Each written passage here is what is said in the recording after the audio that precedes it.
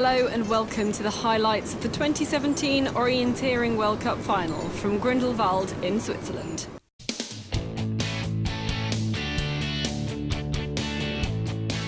Orienteering is the ultimate test of physical, mental and technical skill.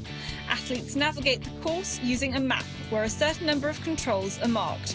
They must visit all the controls in the correct order.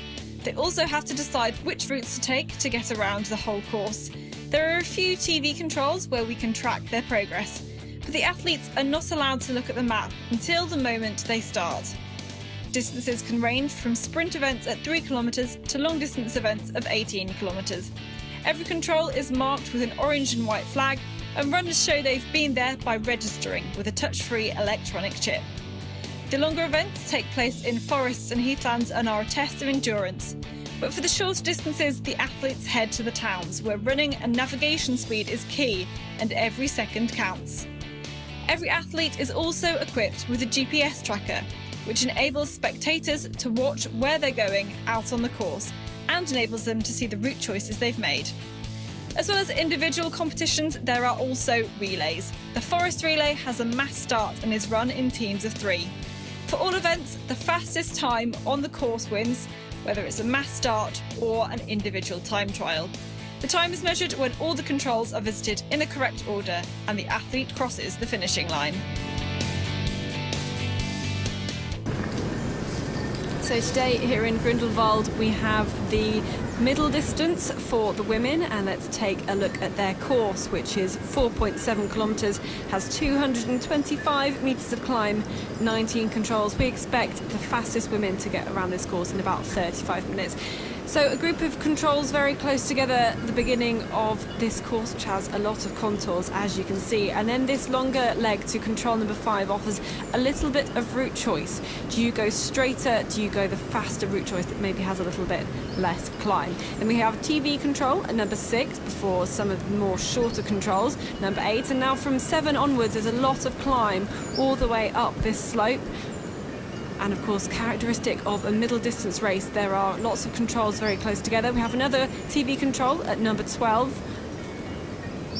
and again at number 15 before they head down the slopes to 16 and 17, and then it is a long run all the way down through the village of Grindelwald to our finish, which is in the main square of the town, and we will see them run into the arena and cross the line. So that is the course today here in Grindelwald. It is a very, very technical one, and it is very Swiss terrain, but before people do their routes they must go through the quarantine. All the teams are preparing. It is a time trial race, so gradually people will disappear from the quarantine area where they are not allowed any contact with the outside world. They're not allowed to know what the course looks like, how people have been doing, what the terrain is like, until they actually pick up their map right at the start. So no mobile phones, no internet at all allowed. But at the finish, the Swiss fans are looking for Elena Roos, you can see on their hats, to do well. But here at the start, it's time for Elena Bergmann to begin her run. Now, this Swiss runner has 4 walk golds. She's a very, very strong relay runner and is ranked number 3 in the world. She's beginning fairly carefully. This is the first chance she's had to look at the map, so is able to run between the 2 tapes here before she reaches the flag, which is the signal that the navigating on the course is really about to start. And now she's able to just run a little bit faster. But another of the challengers, and the challenger for the World Cup title overall, is Natalia Gempeler from Russia. She's already got her compass, you can see, in her right hand, and is ready to set off into the terrain. But our final starter today, and our current leader in the World Cup standings, it is Tova Alexandersson of Sweden, who is a very impressive runner and a very impressive navigator. She didn't have a very good race in the long distance, where a big mistake cost her a lot of time and she finished 14th, but when she gets it right, she is very good, with 5 World Championship golds to her name. But here we are at TV control number 1. It's Elena Roos from Switzerland, who actually takes the new fastest time at this point after 15.5 minutes roughly of running. So Elena looking very good, but this looks like Natalia Gempler of Russia coming to the same point as we follow her through the terrain. This is really where you can get a chance to see what it's like running for the runners to go through this terrain. She's really taking a look at her compass here to punch this control. She's a bit behind the time of Elena Rus at the moment, but Natalia Gempler still amongst the top runners at this point. She goes into 4th place. 20 seconds down, but Alexanderson is also reaching this point, control number 1, and she has a big lead. It is about a minute, in fact it is over a minute lead on the rest of the field, and as she is our final starter, we know there's no one after her who can challenge that lead at this early part of the course. But this is Caroline Olsson, another of the Swedish runners, a very strong nation, goes into 3rd place at TV control number 2. Looking very strong, but this is Elena Rus, also of Switzerland, who won the long distance race the day before, taking a new fastest time at this point as well.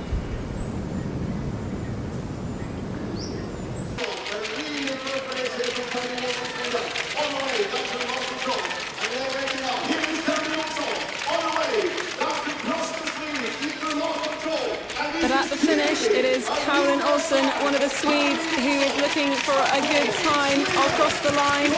She's done all of her 4.7 kilometres of running and just got to make it to the final line. She can really push at this point. It's going to take a good minute lead over her teammate Sarah Hagström. Congratulated by the Swedish runners, and we'll just get the readout from the timing chip. It looks very, very happy with her run, and so she should be.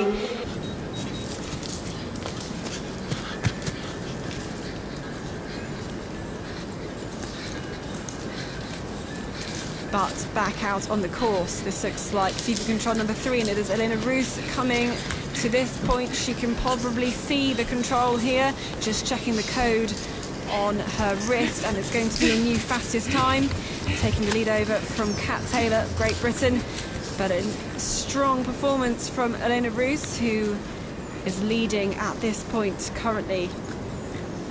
She's ranked number 7 in the world, and as I said, was the winner of the long distance race. Back out on the course, this is Natalia Gempler at TV control number 2, goes into 3rd place. Not quite as fast as Rus at the moment, but not too far behind. And this is what's happening, and you can see the lead by Tova Alexanderson, and this is her. She is punching the control, looks like TV control number 2, and we'll see that she's confirmed in the lead at that point. She had a lead of possibly about a minute there, which you saw on all the GPS routes. But Elena Rus coming into the finish now. The runner from Switzerland is probably the strongest of the Swiss team out on this terrain. Very, very Swiss terrain, really suited the runners, the steep slopes, and Elena Rus is certainly someone who's done very well, and she's coming around the corner with a very, very good lead over the rest of the field at this point. Just taking the stairs, going to punch one more control before running into the finish. She is cheered on home by the home crowd and crosses the line to take the new fastest time, 36:24, for the Swiss runner at this point. And congratulated by her teammate, but there are faster runners out in the field, and this is one of them. Eva Alexanderson is on her way to TV control number 3. And looking very, very good. She's known for her excellent strength in the forest, and when she gets it all right, which tends to be at the most key moments, she can be very, very fast. 4-time world champion from individual races, 2 golds in the middle distance and 2 golds in the long distance. Double defending champion, and here she is at the finish line, and look at that time. It is a whole minute and a half faster than anybody else as she punches the final control, and she knows she has done very, very well out in this course. She knows as the final starter that is the fastest time anyone is going to run today, 35 minutes and 9 seconds. She can be congratulated by Sabine Hausfurt and by Natalia Gempler as well. Taking a little look at her map, and now she can finally celebrate. and she was able to beat her Russian competitor to win the World Cup series of races as well. So here were the final results. Tove Alexanderson with a time of 35:09, a minute and 15 seconds faster than Elena Rus, and also we had Natalia Gempler in third place. But this is how the race unfolded from the GPS tracking that we had. All the athletes do wear GPS trackers, so we can see exactly the routes that they ran, and Alexanderson already, even after the fourth control, looking very, very good. A little mistake from Elena Rus on the way into control number 4, and here is where you can see the speeds that they're moving at over the wide tracks. But when they go uphill, of course, their dots get much closer together.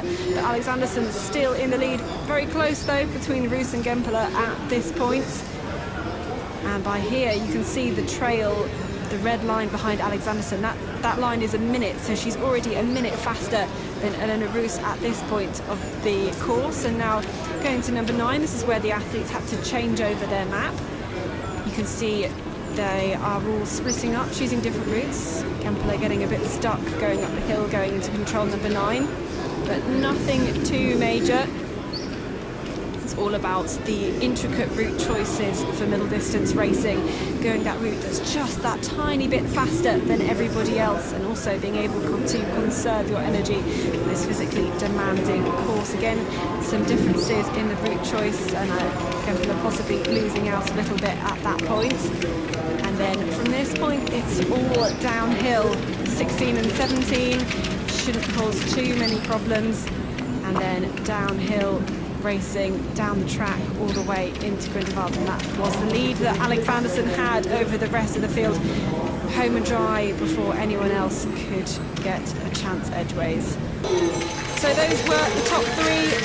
Tove Alexanderson from Sweden, Elena Rus from Switzerland, and Natalia Gempler from Russia receiving their flowers for the results were made official. But Tove Alexanderson had done enough today to be the winner of the World Cup overall. Very dominant in the longer races, a great competitor.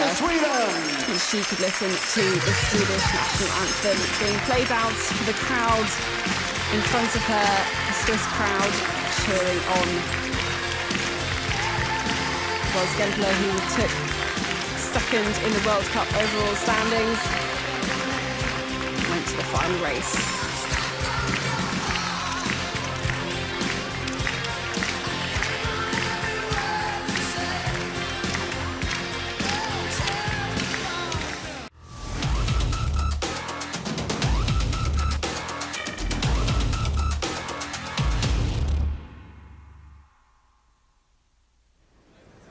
The second race of today was the men's middle distance course, which was 5.5 kilometres with 275 metres of climb and 23 controls. Expected winning time for the fastest men is 35 minutes. So again, starting off with a group of controls very, very close together, very distinctive of a middle distance course where it's all about changing direction, fast map breeding. But then there is this long leg over towards control number 5 where there is a little bit of route choice. We expect most runners to, of course, avoid the bit in hashed red, which is out of bounds, and go up a smaller track. And here they'll be able to plan for some of the future controls in the race. And at control number 6, this is where we have our first TV control. And from number 7, for the next few controls, it is all uphill as they climb the steep slopes of this Swiss terrain. It is terrain that will suit the Swiss runners a lot. They are very used to this kind of terrain, this kind of steep running and these contours, and they know exactly how to navigate it. From 12 they go down the hill a little bit more and then across the slope to this area where there are some more felled trees.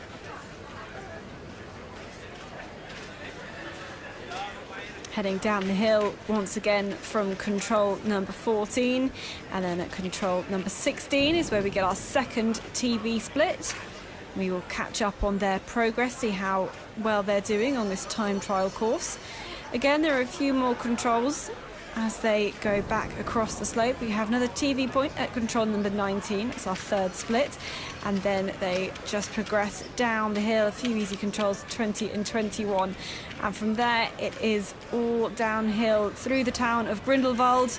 They will go down a big wide track into the main town centre and the main town square, which is our arena for today. And they will go to the finish in front of the cheering Swiss fans. So that is the course for today, 5.5 kilometres, twisting and turning and very complicated.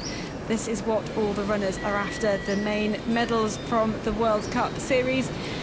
Now here's one man who could certainly challenge for today's win on the course today, Daniel Hübmann, who has 20 World Championships medals to his name, including 7 golds. And you can see just how fast he has started. He only needs a few seconds glance at his map for him to know exactly where he's going. You can see, using his arm and keeping his map very, very steady. But our final starter today is Matthias Kibert, who is our current leader in the World Cup standings. He will have to do well though today still to get a chance of retaining the lead and keeping the lead and having the World Cup win overall. You can see high cadence, legs moving very fast, and is able to take the steep slopes with ease at this point. But we are out on the course now, TV control number 2, and this is Emil Svensk, one of the Swedish runners approaching the control. He's going to take the new fastest time at this point. Ranked number 25 in the world is Emil Svensk, doing well at this point in the course. Now we are running behind Daniel Hübmann, turning the corners. He's punching this control, taking a quick look at his map. You can see the speed with which they go through the terrain, running away from our cameraman there. It's very close for him to take the new fastest time around the same time as Wojciech Kral of the Czech Republic. And you can see he doesn't even need to look at that control to punch it, just goes straight on to the next one. Goes into second place there. But back behind another of the Swiss runners, and this is Matthias Kibert, our final starter, and the time is looking very good for him, 50 seconds ahead at this point. And you see the way he is looking around for the control, and again very, very good control flow, and able to get very, very quickly onto the next part of the course. But here at the finish, this is Emil Svensk rounding the corner to punch the final control, and his time is looking very good at the moment. And all he has to do is run this final stretch and cross the line to take the new fastest time ahead of Florian Schneider of Switzerland, who gets up and can congratulate him. And as he collapses onto the deck chairs, which is where the leader of the course sits. But yeah, a little bit of a smile there. But back out on the course, this is TV control number 2. And Daniel Hübmann just checking where he's going next. And you can see just how technical and tough the terrain is. It's not possible to run the whole thing. Here is Olaf Lundenes. He is one of the contenders for the World Cup overall title, but he is down on the time, the leading time of Daniel Hübmann. The Norwegian is a very, very strong long-distance runner. In fact, taking 4 World Championships gold medals in the long distance, 7 gold medals overall, so a very strong relay runner. But this is TV control number 3. It's like we're waiting for Daniel Hübmann to come around the corner. He's just looking around this control. Yeah, he can see it now. And let's just check the time. It's good. His time is very good. Goes into the new fastest time at this point in the course. Here on the control before our TV control, it looks like Matthias Kibert has caught up Olaf Lundenes, who started a whole 2 minutes ahead of him. So Matthias Kibert, our final starter, has caught up the man who started ahead of him. That is very, very good running from the Swiss runner. Kiberts goes into the lead at this point and now just has to chase the Norwegian down in front of him. This is TV control number 3, and looks like Lundenez is not coping well with the slippy terrain. There's been lots of runners who've gone there before him, but gets up quickly and can punch that control. Kiberts is not challenged quite as much by that terrain, but still a bit slippy. But Kiberts goes into the lead at TV control number 3 after 4.1 kilometres of the course.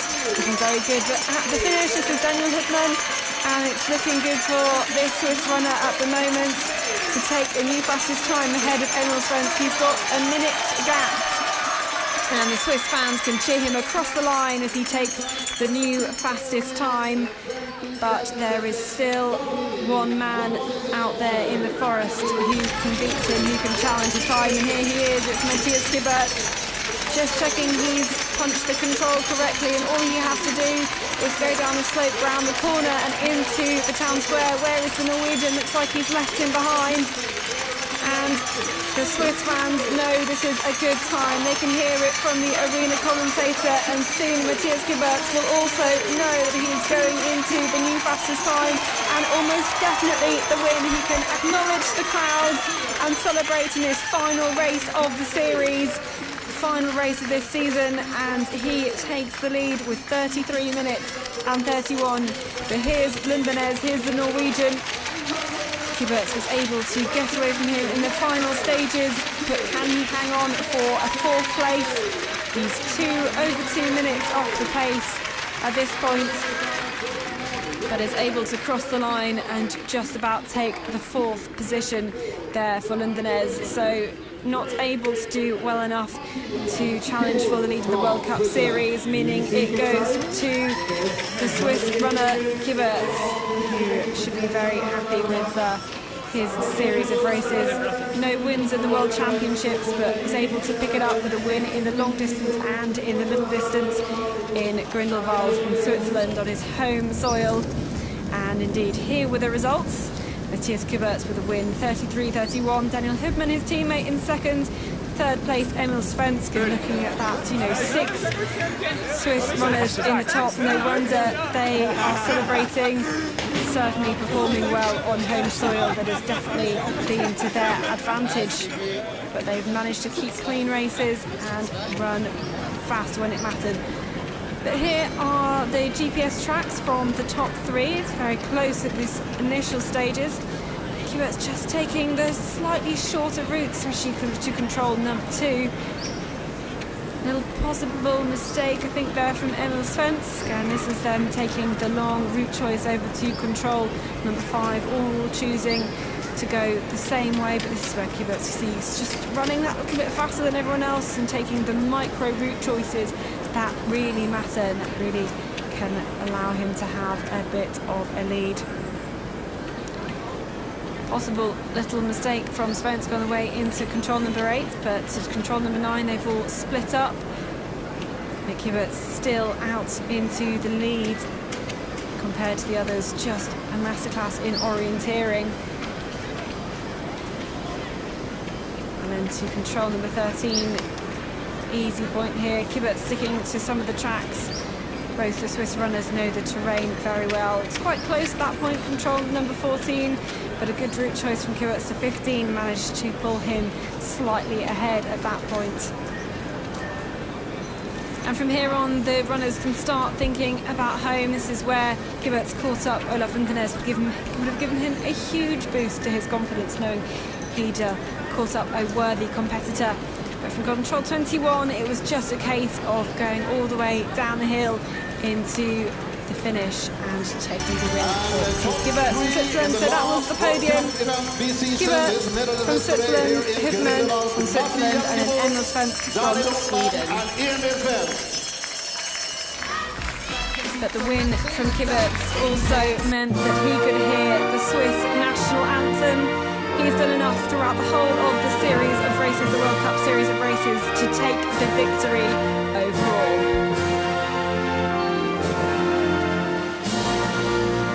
So he could celebrate with Olaf Lundenez and with Daniel Hübmann on the podium, the top of the podium for the World Cup.